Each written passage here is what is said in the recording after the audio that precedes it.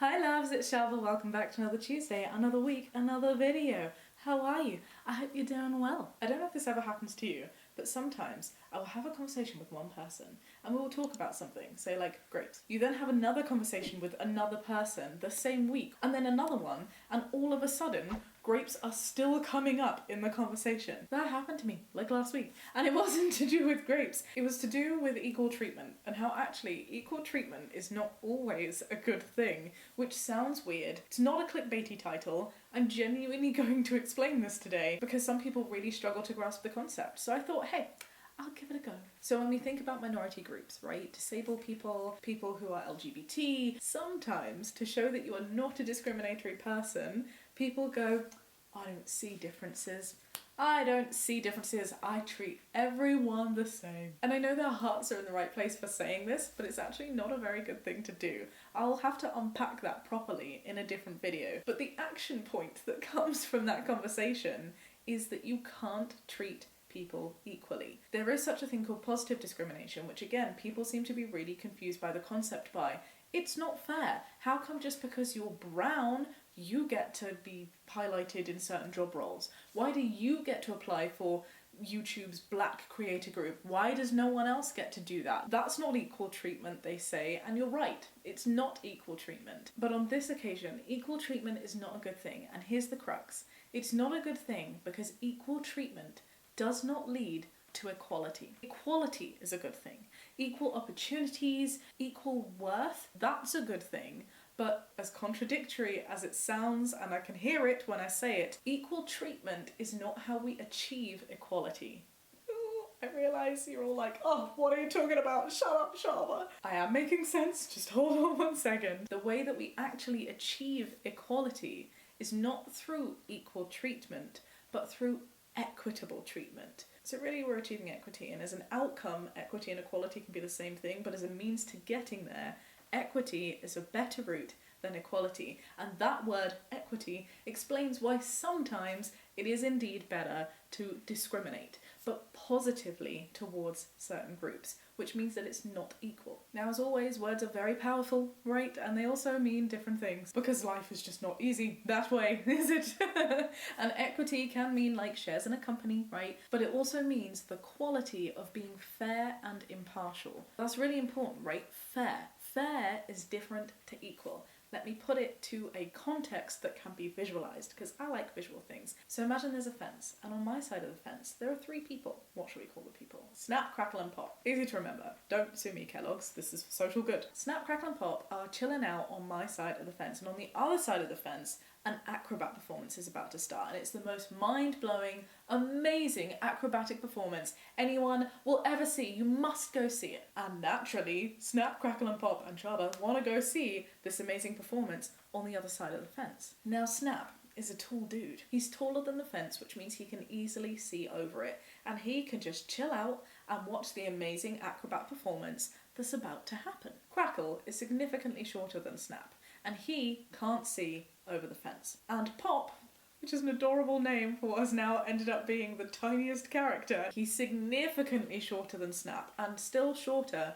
than Crackle, and so he really can't see over the fence. As it stands, seeing the amazing acrobat performance is only achievable by one person, Snap, because Crackle and Pop are too small. So imagine that society. Instead of an acrobat performance, it's a job prospect, or the ability to live in a certain affluential area, or treatment to medical care, right? Snap has privilege, and because of Snap's privilege, he can see that. He can get those opportunities. He rubs shoulders with the right people, with a specific class, which means he has the keys to unlock the ability of this amazing acrobat performance. But Crackle and Pop do not. Maybe they're LGBT, people of colour, maybe they're disabled, maybe they are one or multiple of the minority groups that makes it difficult for them to achieve what Snap can achieve. Take Crackle. Maybe Crackle is a brown man, and if the acrobat performance is a metaphor for a job opportunity, Snap, being a white man, has a name like John, and so when the interviewer looks at Snap's CV, it's like, oh hey, yeah, cool, fine, I'll base you on your merit.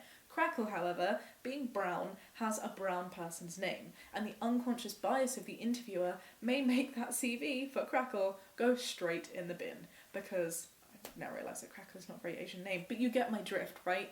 Because of unconscious bias, the lack of privilege that Crackle has in relation to Snap means that Crackle doesn't get access to that job opportunity through no fault of Crackle's own. Now let's look at little Pop. I'm gonna be Pop, okay? Imagine Pop is a little brown girl, and just like Crackle experiences the same issue of an Asian name. We're just imagining that Pop is an Asian name now, okay? So again, if it was an acrobat performance, but it was a job opportunity, Pop's CV would also be scrunched up and thrown in the bin due to unconscious bias. But now let's also imagine that Pop is LGBT. Imagine that Pop's parents were not a fan of Pop's identity, disregards them as a child, disowns them. This is getting too real. But now Pop has an even worse back foot than Crackle does, because not only is Pop visibly Asian as being judged through unconscious bias by that, Pop may also be homeless or struggle to have the support that allows Pop to go to university or build that experience to put on that CV to make them great for that job, because now Pop has to deal with making a living for themselves, while Snap and Crackle are very happy living at home with mummy doing their laundry. Do you see what I'm saying? Different levels of privilege. It may be that Pop's not LGBT, maybe Pop is disabled. And so as well as having the stigma of being a person of colour, but also has a stigma surrounding disability too. So we got three people. We got Snap, the white man, really enjoying this acrobat performance, Crackle, slightly shorter, can't quite see, and Pop, who has no chance right now. Now let's say we do what people say we should do, which is equal treatment for all. We don't see colour, we don't see differences in people, everyone should be treated the same, and I am not a bigot for saying that. But here's why it doesn't work, right? Say we gave equal treatment to all three, Snap, Crackle and Pop, which in this little metaphor will come in the form of a ladder, and that ladder is 1 foot tall. Now Snap, tall white man with his 1 foot ladder, can already see the amazing circus performance. Snap was already great before and is still great now with the 1 foot ladder. Now for Crackle, this 1 foot ladder has made all the difference. Standing on this 1 foot ladder now means that Crackle can experience this amazing acrobat show.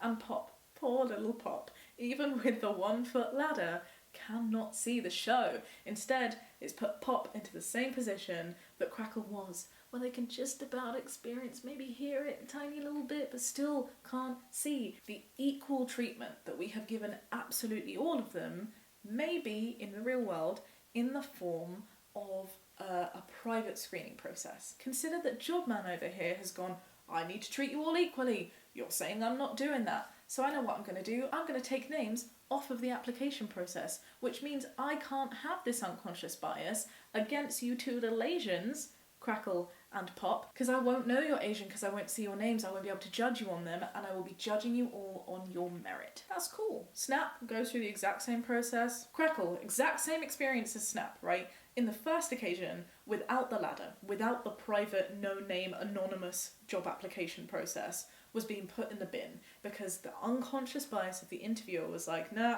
we don't want Asians here because society has conditioned me to think that Asian people are not as good as white people. Now with this private process, the interviewer doesn't know that Crackle's Asian, can't base it on his name. And because that unconscious bias is not at play, now takes a proper look at Crackle's CV and finds that Crackle has exactly the same experience as Snap. So beforehand, when Crackle was going in the bin, the ladder being given now means that Crackle also gets through to interview stage. Good for Crackle. And Pop also benefits from this equal treatment, right? Pop also has an Asian name, was also being caught up by that unconscious bias, making sure that that CV was not going any further and actually being considered for its merit. But now, Pop also gets through. And now all three candidates are through to the interview stage. Yay! That is what equality can do. But then comes the day of the interview. And Snap is very confident about this. Snap has a little bit of nerves, as to be expected, but has sailed through life because Snap is insanely privileged. He goes into the building, beautiful high headquarters, climbs the stairs, all good and well, has the interview. Crackle the same, slightly more nervous, still visibly showing as being a person of colour. Goes into the room, climbs the stairs, has the interview. But you know what? Because of the opportunity of being given the interview, despite being Asian, has the audience to show how awesome Crackle is still being considered alongside Snap. Pop now. What was Pop in our previous example? Perhaps Pop's disabled. Perhaps Pop is in a wheelchair. Pop can't climb the stairs to get to the building because the employers here haven't done anything to the building to make it accessible to disabled people. Pop is not going to get that job, despite the fact that Pop was given the same ladder as Crackle and the same ladder as Snap and got through that first process. There is an additional thing that is stopping Pop from being able to get there because they're all being treated the same. Maybe Pop's not disabled, maybe it's because Pop's a woman, and when Pop gets up the stairs to the interview panel, the interviewer makes a snarky remark that makes her feel uncomfortable about her high heels, which she feels that she needs to wear to fit into this stupid bullcrap dress code, but equally opens her up for harassment. Or perhaps Pop does really well in the interview, and then afterwards, when the job interview man, is looking at Snap, Crackle and Pop, decides they're all really very equal, but Pop's a woman, which means at some point she's going to want to have a baby, which means maternity leave, which means cover, which means extra paperwork and extra hassle, so Pop's going to be disadvantaged anyway. Whatever the reason may be, I hope you can see that giving Snap, Crackle and Pop each 1-foot ladders is not a good idea. It's not helped Snap in the slightest. Snap doesn't need the ladder. Sure, Crackle has benefited, but Pop needs more. So what can be done to give everybody equal opportunity? What can be done for Snap, Crackle and Pop to all look over the fence and experience the amazing, wonderful, best thing in the world, acrobatic performance? Well, we can take Snap's ladder away, Snap doesn't need it, and we can give it as an extra ladder to Pop, because these ladders are magic and they're like Lego bricks, right? They just happen to be able to stack. This is where my metaphor is failing, but don't worry about the details. let's just roll with it. What do we have now? Snap, who was tall enough to see the performance in the first place, has no ladder and can still see the amazing performance. Go Snap. Crackle still has the one ladder. Crackle, using that one ladder, can now also see. That's amazing. And Pop now has 2 ladders.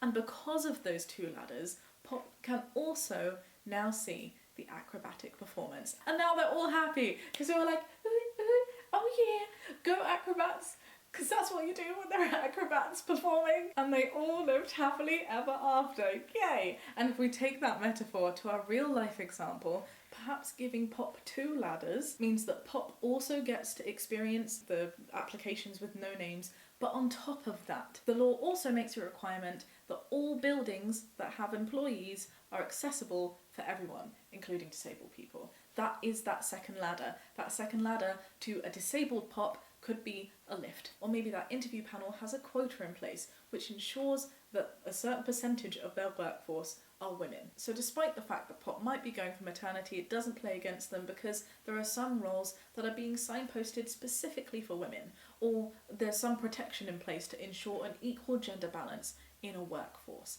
That could be the extra 1-foot ladder that Pop needed that Crackle and Snap did not. Does that make sense?